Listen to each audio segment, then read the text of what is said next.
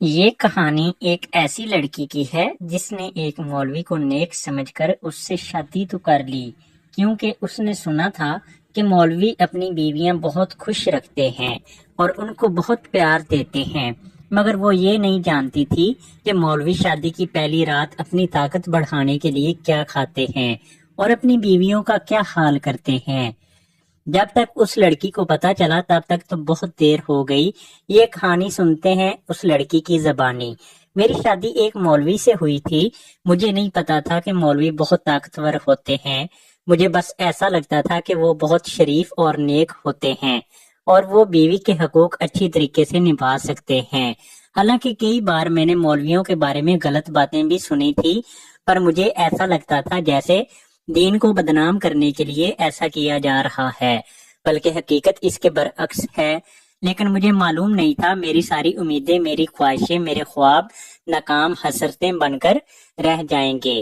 جیسا میں نے اپنے ہونے والے شوہر کے بارے میں سوچا تھا وہ ویسا نہیں نکلا، اور یہ بات مجھے اتنی تکلیف میں مبتلا کر رہی تھی کہ میری تکلیف میرے چہرے پر بھی عیاں تھی، اور کچھ اس کا وحشی روپ جو رات کو میں نے برداشت کیا تھا اس نے مجھے آدھا کر دیا تھا۔ اب رات ہوتی ہے، میں خوف سے تھر تھر کانپنے لگ جاتی تھی۔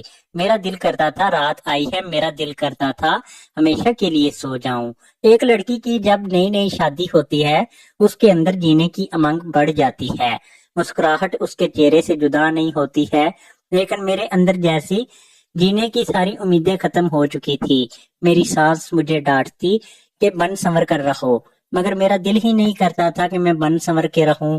میں اتنی نازک نفیس لڑکی تھی، اپنے شوہر کی درندگی کی دیکھ کر میرا دل ماتم کرنے کو کہتا تھا، مگر دنیاوی دکھاوے کے لیے اور اپنے والدین کی وجہ سے میں اپنے لفظ سیے ہوئے تھے، کیونکہ بند کمرے میں شوہر نے جو میرے ساتھ کیا تھا وہ کسی کو بتانے کے قابل نہیں تھا۔